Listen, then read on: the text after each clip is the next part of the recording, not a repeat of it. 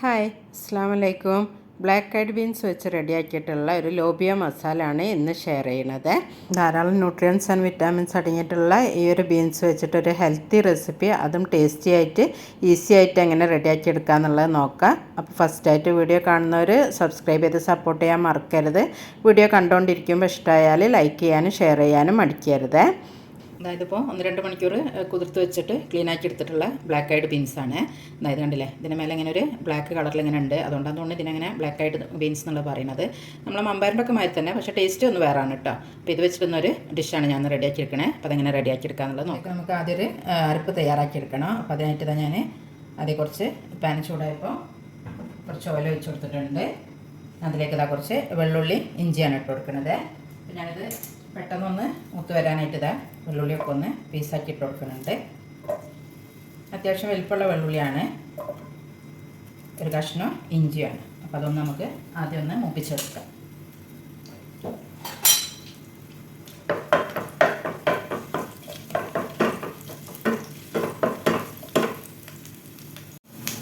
വെള്ളുള്ളി ഇഞ്ചിയൊക്കെ ഒന്ന് ബ്രൗൺ കളറായി വന്നിട്ടുണ്ട്. അപ്പോൾ ആ ഒരു സമയത്ത് ഞാനത് അതിലേക്ക് ഒരു കപ്പ് തേങ്ങ ചേർത്ത് കൊടുക്കുകയാണ്.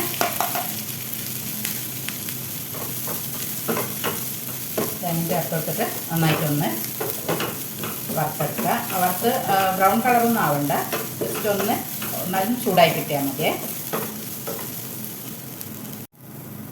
അപ്പോൾ തേങ്ങ കൂടെ ഒന്ന് ചൂടായി വന്നിട്ടുണ്ട്. തേങ്ങൻ്റെ കളറൊന്നും മാറണ്ട കേട്ടോ. നമുക്ക് ഫ്ലെയിം ഓഫ് ചെയ്യാം. ഇത് ചൂടാറാനായിട്ട് മാറ്റി വെക്കാം. തേങ്ങ അവിടെ ചൂടാറി വരുന്ന സമയം കൊണ്ട് നമുക്കിതിലേക്കൊരു മസാല റെഡിയാക്കി എടുക്കണം. അപ്പോൾ അതാ ഞാൻ ബീൻസ് വേവിക്കാൻ എടുക്കണ ഒരു കുക്കറിലേക്ക് തന്നെ ചൂടായി വന്നപ്പോൾ കുറച്ച് ഓയിൽ ചേർത്ത് കൊടുക്കുന്നുണ്ട്.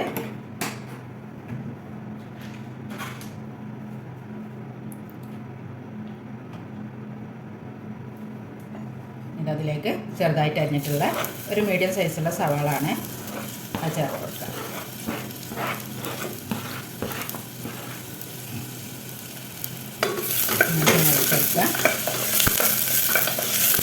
ചെറിയ ജീരകം ഉണ്ടെങ്കിൽ നിങ്ങൾക്ക് ഈ സമയത്ത് ചേർത്ത് കൊടുക്കാം കേട്ടോ. അപ്പോൾ ഞാൻ ആ ചെറിയ ജീരകത്തിൻ്റെ പൗഡറാണ് ചേർത്ത് കൊടുക്കുന്നത്. അപ്പോൾ സവാളൻ്റെ കളറൊക്കെ ഏകദേശം മാറി വന്നിട്ടുണ്ട്. ഫുൾ ബ്രൗൺ കളറാവണ്ട. നമുക്കിതിലേക്ക് ആവശ്യത്തിനുള്ള മസാലകൾ ചേർത്ത് കൊടുക്കാം. ഒരു 1.5 ടീസ്പൂണ് മുളക് പൊടി, 1.5 ടീസ്പൂൺ തന്നെ മല്ലിപ്പൊടി, പിന്നെ ഒരു 1/2 ടീസ്പൂണ് മഞ്ഞൾപ്പൊടി, 1/2 ടീസ്പൂണ് ഗരം മസാല. ഇതിന് കൂടെ തന്നെ 1/2 ടീസ്പൂണ് ജീരക പൗഡറും കൂടാണ് ചേർത്ത് കൊടുക്കുന്നത്. പൊടികളെല്ലാം കൂടെ ചേർത്ത് നന്നായിട്ടൊന്ന് ഇളക്കി യോജിപ്പിച്ചെടുക്കാം.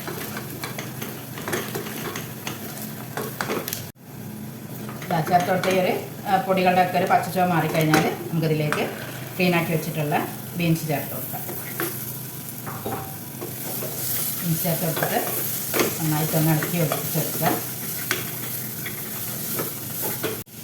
ഇതിലേക്ക് ഫൈൻ പേസ്റ്റ് ആക്കിയിട്ടുള്ള ഈ ഒരു തേങ്ങൻ്റെ മിക്സും കൂടെ ചേർത്ത് കൊടുക്കുക.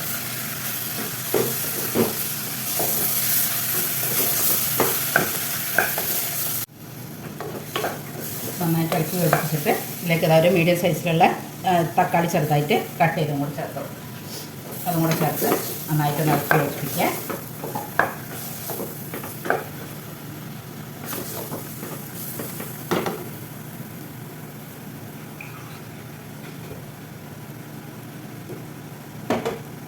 ഇതിലേക്ക് ആവശ്യത്തിനുള്ള ഉപ്പും കൂടെ ചേർത്ത് കൊടുക്കുക.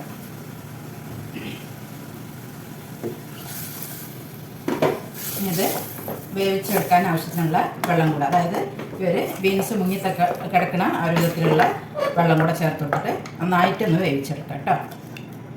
അതായത് ഒരു 4-5 വിസിൽ വരുത്തി നന്നായിട്ട് വേവിച്ചെടുക്കാം. അപ്പോൾ ഫുള്ള് പ്രഷറൊക്കെ പോയിട്ടുണ്ട്. വന്നിട്ടുണ്ടോ നോക്കാം.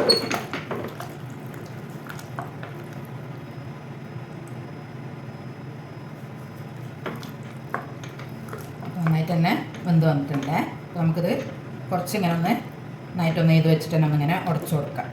കാരണം കറി ഒന്നുകൂടെ ഒന്ന് തിക്കായി വരാനാണ്. ഈ ഗ്രേവി ഒന്ന് കുറച്ചിങ്ങനെ ഇങ്ങനെ ഉടച്ചു കൊടുത്താൽ തന്നെ കണ്ടില്ലേ, നന്നായിട്ട് തന്നെ ഉടഞ്ഞു വരുന്നുണ്ട്.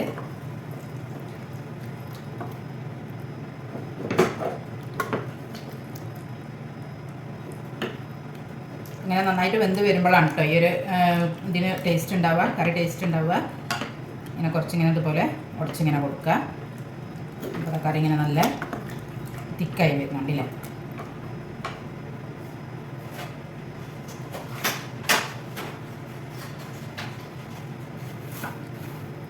ഇതിലേക്ക് ഞാൻ കുറച്ച് നമ്മളെ പുതിനൻ്റെ ഒരു പൗഡറാണ് കേട്ടോ ചേർത്ത് കൊടുക്കണത്.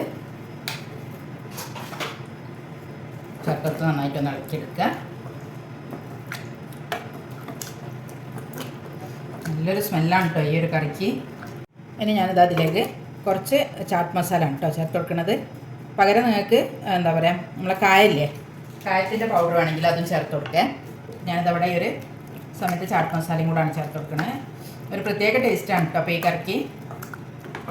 ഞാനിങ്ങനെ ഒന്ന് ചേർത്തുണ്ടാക്കി നോക്കിയപ്പോൾ നല്ലൊരു ടേസ്റ്റായിട്ട് തോന്നിയിട്ടുണ്ടായിരുന്നേ. ഈ ഒരു കറി വന്നിട്ട് ചോറിനും ചപ്പാത്തിക്കും നമ്മളെന്താ പറയുക, നാണ്, പൊറോട്ട, കുബൂസ് എല്ലാത്തിൻ്റെ കൂടെ നല്ലൊരു അടിപൊളി കോംബോ ആയിട്ട് വരുന്ന കറിയാണ്. അപ്പോൾ ഇതാ ഈസി ആൻഡ് ടേസ്റ്റി ആയിട്ടുള്ള ലോബിയ മസാല ഇവിടെ റെഡി ആയിട്ടുണ്ട്. വളരെയധികം ഹെൽത്ത് ബെനിഫിറ്റ്സ് ഉള്ള ഈ ഒരു കറി നിങ്ങൾ റെഡിയാക്കി നോക്കുക. ഇൻഷാ അല്ലാഹ് മറ്റൊരു റെസിപ്പി ആയിട്ട് വീണ്ടും വരാം.